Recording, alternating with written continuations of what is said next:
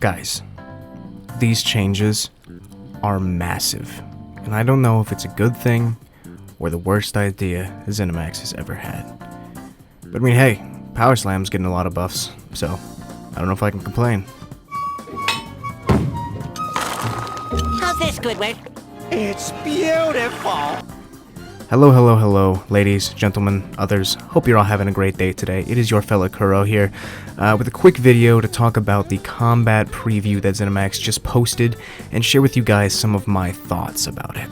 If you aren't aware, Zenimax just a few hours ago uploaded their combat preview for Update 33 over on the forums, and let me just tell you, they dropped a couple of bombshells that we need to discuss. The things they're saying they want to do and are going to do are going to absolutely shake both PvE and PvP player communities down to their very core and alter the meta in ways that I don't think any of us really ever expected the meta to be shifted. And with that said, I am both excited and nervous to see how it goes moving forward. Definitely leave your thoughts on this down in the comments. Let's start some conversations, let's have a talk, let's spread some ideas. And don't forget to subscribe so you don't miss future videos where we're going to be talking about all kinds of news, updates, and PTS stuff going on down the line. Now, let's go ahead and pull up the combat preview. I'll give it a quick read over for you guys that just can't be asked to do it yourselves. Let's just go ahead and get into it. Let's go. Greetings, everyone. Today, the combat team would like to officially welcome you to the 2022. Wow, Jesus Christ, Zenimax. Let's read that one more time. Today, the combat team would like to officially welcome you to 2022 by giving you some insight on what's coming to combat in the first update of the year. Blah blah blah. Let's skip that first paragraph, it's useless. In Update 33, the changes are focused on making almost every player ability in the game scale dynamically with your highest offensive stats when applicable. Similar to what we've worked on with passives and item sets, we want to ensure you feel empowered to pick any ability or weapon based on the gameplay mechanics and expression they offer you first and foremost, with fewer restrictions. This means any ability that used to scale exclusively with spell damage or max magicka will now dynamically scale with weapon damage and max stamina, and vice versa. With this, we want to retain the identity of many playstyles by reinforcing ability cost as a limiting factor in how frequently you can engage with abilities, but with less concern as to how powerful that ability is based on what stat path you've chosen. That's a big paragraph right there, guys. We'll also be dual sourcing buffs on abilities and item sets, like Major Prophecy with Major Savagery, with the same thing applying to Brutality and Sorcery. In the long term, we plan on simply merging these bonuses so there are fewer names and effects that you need to worry about, and there's a lot of behind the scenes, well, yeah, whatever. So again, another big paragraph. And in addition to the continuation of hybridization, we've also gone through many abilities and cleaned up some of their functionalities, making sure the ones that aren't used as often received some sprucing up to make them feel more up to par with abilities of their like. This is in addition to the usual bug fixing and back-end improvements and targeting of outlier abilities or sets for balance adjustments. Some of these are larger in adjustments, such as Power Bash's new functionality of being treated as a bash attack, ladies and gentlemen, or Piercing Javelin's new functionality of living up to its name and piercing through block. That's a big one. Most of the adjustments are not as flashy or different, but instead gain added quality of life improvements like increased durations for easier management, or scaling adjustments. For example, the morphs of Lotus Flower, giving you the choice of gaining more healing overall, or a significantly longer uptime for less micromanagement. And that wraps it up. The last paragraph is entirely useless, so we're not going to bother with it. Alright, there is a lot to unpack here, guys, so let's go ahead and start off with the stuff that is going to have the most impact. First and foremost, hybridization.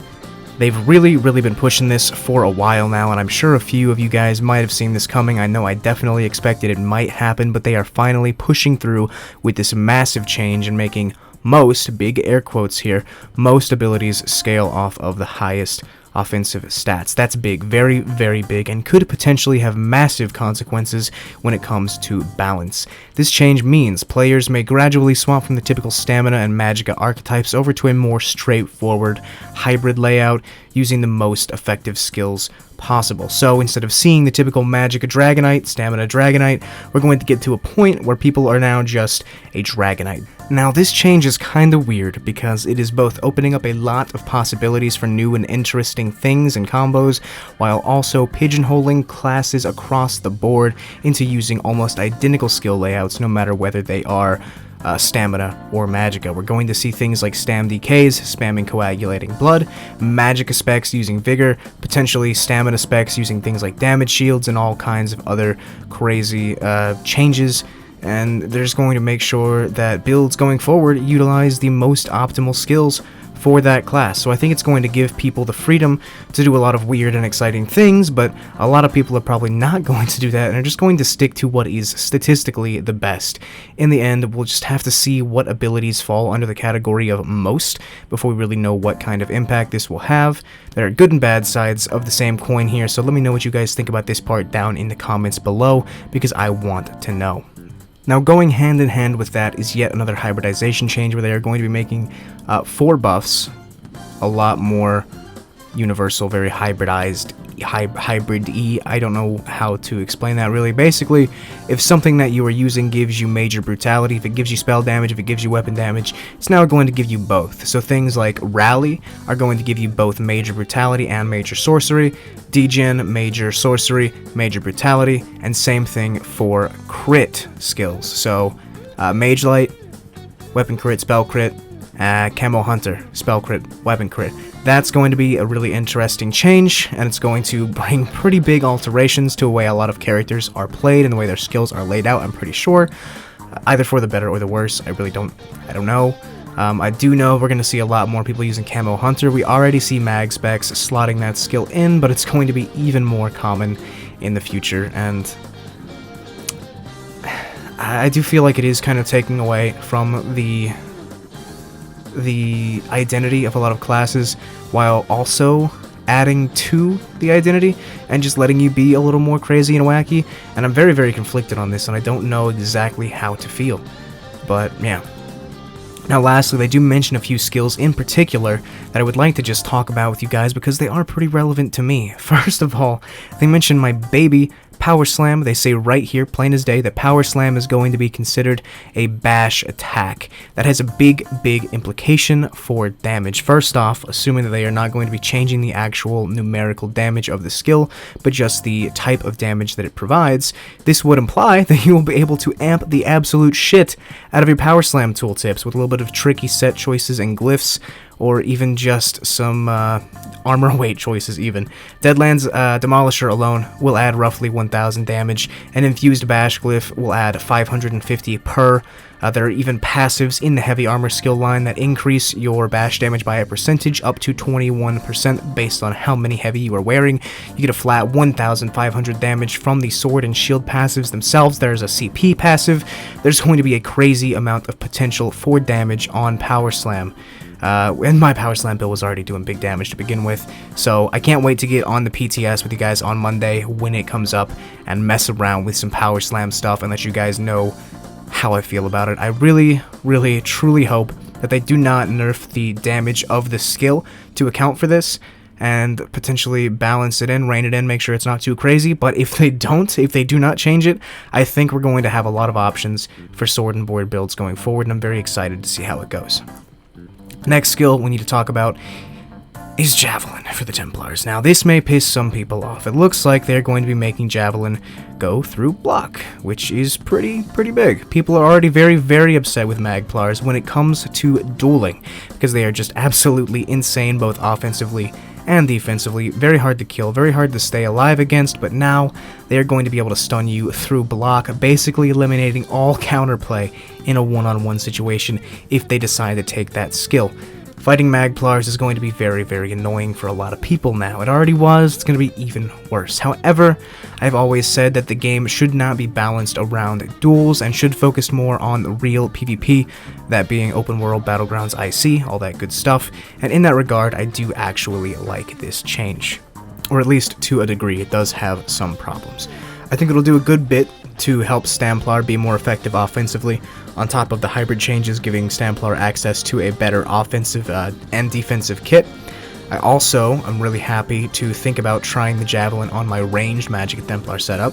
One of the biggest issues I have on that build is that when I pop my meteor, a lot of times people are going to turtle up, hold block, and just heal. Now I will be able to punish them straight through their block, make them take the full meteor, and they are going to die. It's going to be very interesting. So that's cool. It's adding a new possibility for a spec that not a lot of people run, and we might see more people doing it, which would be cool. However, it will be annoying to be being zerged down by someone using a Javelin. You'll no longer be able to hold block to not get knocked off of bridges or towers by that one guy in the group that has 50,000 health and does literally nothing but spam Javelin. That's going to be unfortunate, but there are some positive implications to it as well, and I can't wait to play with it. Last one is a little one. They say that they are changing the Lotus Blossom skill for Wardens, making one morph give more healing, while the other just increases the duration. So healing, that's pretty cool. We're just going to have to see how much they increase it by, because no one really uses the skill.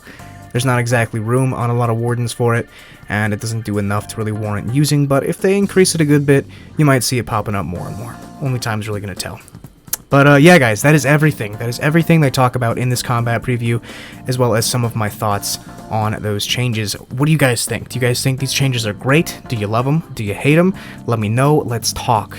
I love you guys. I'm going to go ahead. I'm going to get out of your hair after, of course, I do say thank you to my patrons and my YouTube channel members. You guys are the realest OGs, and I love you. But yeah, guys, I'm going to stop bothering you now. Thank you for stopping by. Thank you for checking out this video. Make sure to leave a like. And you guys have a great day, okay? I love you. Kuro out. Mwah. Haha!